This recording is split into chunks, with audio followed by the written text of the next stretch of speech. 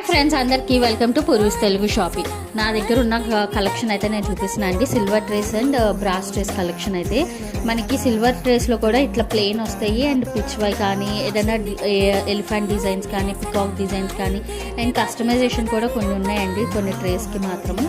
And quality wise అయితే చాలా బాగుంటుంది, దాంట్లో అయితే డౌట్ లేదు మనకి.